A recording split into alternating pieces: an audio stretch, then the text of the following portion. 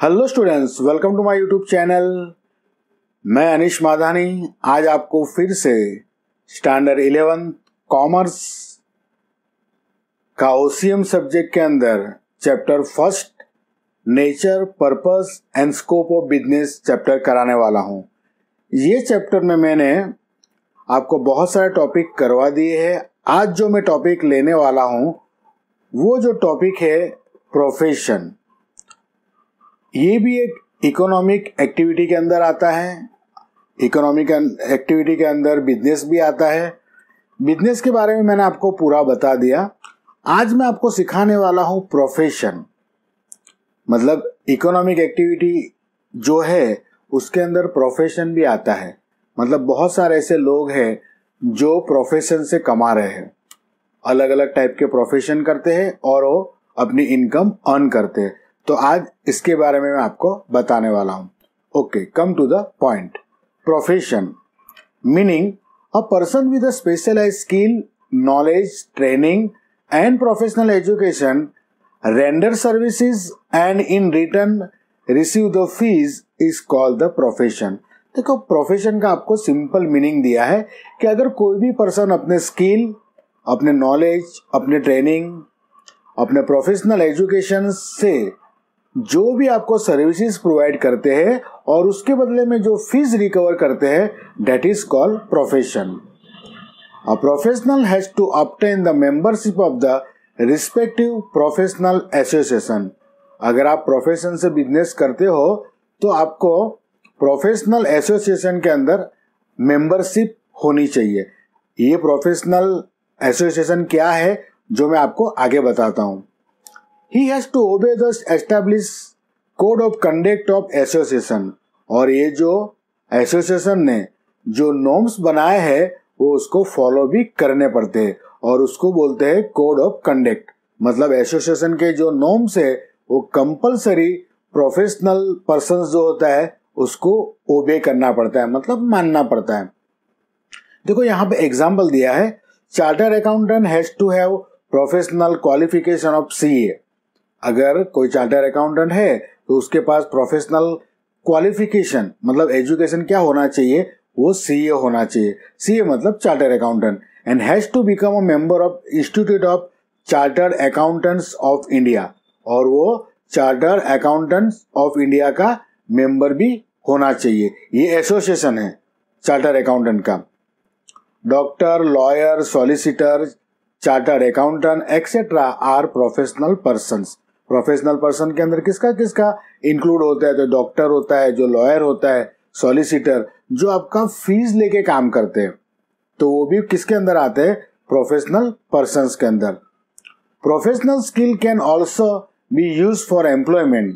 देखो, professional skill से भी वो एम्प्लॉयमेंट कमा सकते हैं, अर्निंग कर सकते हैं। देखो, एग्जाम्पल दिया है, when a doctor accept to render services in hospital in return of salary, it is called employment। अगर डॉक्टर कोई हॉस्पिटल्स के अंदर अपनी सर्विस देता है और उसके बदले में वो सैलरी गेन करता है, that is called employment। देखो, एम्प्लॉयमेंट के कैरेक्टरिस्टिक्स दिए हैं। तो फर्स्ट है, a professional has to obtain specialized knowledge, skill and professional education। देखो, अगर कोई प्रोफेशनल पर्सन है तो उसके अंदर कोई स्पेशल नॉलेज होना चाहिए, उसके अंदर स्किल होनी चाहिए और प्रोफेशनल एजुकेशन होना चाहिए। जैसे मैंने ऊपर आपको समझाया, अगर कोई डॉक्टर है या लॉयर है या चार्टर अकाउंटेंट है या सॉलिसिटर है तो उसके पास स्पेशल स्किल होनी चाहिए। आप जानते हो कि अगर कोई डॉक्टर है तो उनके पास स्पेशल डिग्री होती है, जैसे कि MBBS, MD। लॉयर है तो उसके पास भी स्पेशल डिग्री होती है, LLB। तो ये सारी जो डिग्री है वो प्रोफेशनल एजुकेशन में आती है। तो ये हुआ फर्स्ट कैरेक्टरिस्टिक्स। सेकंड है, he charges fees for providing services, however the standard of fees varies as per his skill, knowledge and experience. और ये जो प्रोफेशनल पर्सन्स होते हैं वो क्या करते हैं? They can give the services. आपको सर्विस देते हैं और आपके पास चार्ज के बदले में एज अ फीस लेते हैं। However the standard of fees varies as per the skill. और ये सबकी जो स्किल है, नॉलेज है, एक्सपीरियंस है, उसके हिसाब से फीस लेते हैं। जैसे कि आपको एग्जांपल दूं कि MBBS अगर डॉक्टर है तो उसकी विजिटिंग फीस कम होती है। लेकिन अगर उसकी जगह पे एमडी है या कोई स्पेशलाइज है जैसे 50 स्पेशलिस्ट, तो ये सारे जो है वो अपनी स्किल्स के हिसाब से फीस लेते हैं। कहने का मतलब प्रोफेशनल पर्सन जो होते हैं उनकी जो फीस है उसमें डिफरेंट होता है। लॉयर में भी ऐसा ही है, कोई लॉयर अगर एक्सपर्ट होता है तो उसकी हाई फीस होती है।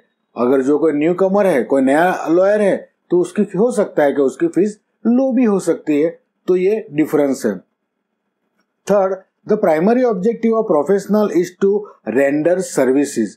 इनका जो प्राइमरी ऑब्जेक्टिव है, मतलब मेन ऑब्जेक्टिव जो है वो प्रोफेशनल पर्संस का, टू गिव द सर्विसेज, वो खाली आपको सर्विस देते हैं। जैसे लॉयर है तो लॉयर आपको, आपका जो कोई केस है, अगर कोई डिस्प्यूट है तो वो केस कहाँ पे लेके जाता है, कोर्ट के अंदर रिप्रेजेंट करता है। कहने का मतलब he can give the services और उसके बदले में वो फीस लेता है।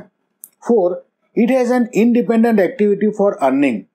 ये जो एक्टिविटी है इंडिपेंडेंट, उसके ऊपर, वो किसके ऊपर डिपेंडेंट नहीं है। लॉयर है अपनी खुद की ऑफिस चला सकता है, चार्टर्ड अकाउंटेंट है वो खुद की ऑफिस खोल सकता है, डॉक्टर खुद के हॉस्पिटल्स, खुद के क्लिनिक रख सकता है। तो ये जो है वो किसके ऊपर डिपेंड नहीं है। समझ में आ रहा है? कोई कंपनी के अंदर जॉब नहीं कर रहा है कि उसको सैलरी मिलेगी, वो अपने आप से खुद की ऑफिस चला सकता है। उसके बाद आता है 5th, the professional activity has no relations with production but it satisfy the personal and business needs.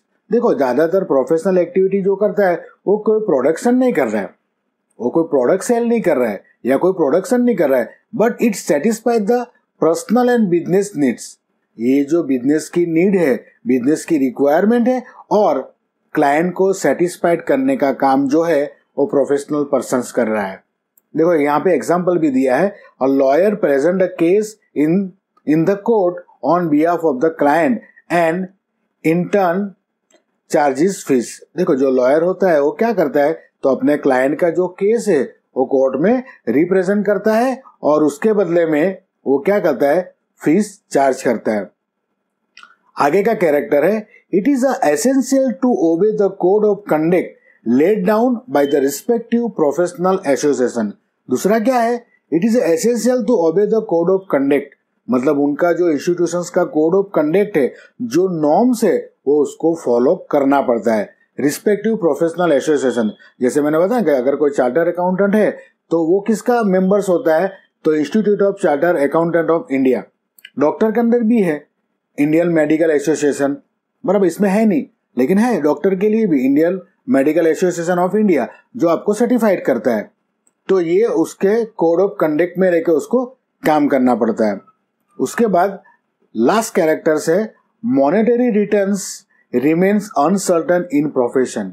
देखो, प्रोफेशन के अंदर इनकम होगी, फीस मिलेगी, कितनी मिलेगी वो अनसर्टन है, बिजनेस के जैसा है। ये कोई जॉब नहीं है कि आपको 1 महीना हुआ तो आपको सैलरी मिल जाएगा। तो इसके अंदर जो मॉनेटरी रिटर्न्स है, मॉनेटरी मतलब फाइनेंशियली जो रिटर्न है वो अनसर्टन है, कोई चौकस नहीं है कि आपको इनकम होगी, आपको फीस मिलेगी, पॉसिबिलिटी ऐसा नहीं है कि मिलेगी। तो ये सारा जो है वो उसके कैरेक्टरिस्टिक्स में, तो इसके साथ कैरेक्टरिस्टिक्स भी है। आई थिंक आपको प्रोफेशन का मतलब मीनिंग भी समझ में आए होंगे और कैरेक्टरिस्टिक्स भी समझ में आए होंगे। अगर आपको मेरा वीडियो पसंद आया है तो श्योर लाइक करना, शेयर करना, और बहुत सारे मेरे वीडियो देख रहे हैं, अगर अभी तक जिसने सब्सक्राइब नहीं किया है, आप मेरे वीडियो देखते हो तो प्लीज जरूर से सब्सक्राइब भी करना। Thank you very much for watching.